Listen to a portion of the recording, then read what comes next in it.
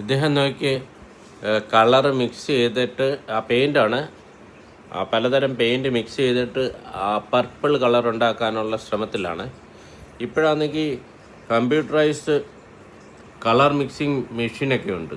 അപ്പോൾ നമുക്ക് ഏത് കളർ നമ്മൾ ഷെയ്ഡ് കൊണ്ട് കൊടുത്തു കഴിഞ്ഞാൽ ഉടൻ തന്നെ അവർ അത് പലതരം കളറ് മിക്സി കമ്പ്യൂട്ടറിൽ കൂടെ തന്നെ ആ മെഷീൻ്റെ അകത്ത് കോഡ് കൊടുത്തു കഴിയുമ്പോഴത്തേനും അത് കറക്റ്റ് നമ്മൾ ഉദ്ദേശിക്കുന്ന കളർ തന്നെ നമ്മൾ ഉണ്ടാക്കി തരും. പഴയ ആൾക്കാർ പെയിൻറ്റർമാരൊക്കെ ഈ ടെക്നിക്ക് തന്നെ ഉപയോഗിച്ചിട്ട് നോക്കി കറക്റ്റ് ആ കളറ് തന്നെ ഷെയ്ഡ് കിട്ടിയിട്ടുണ്ട്.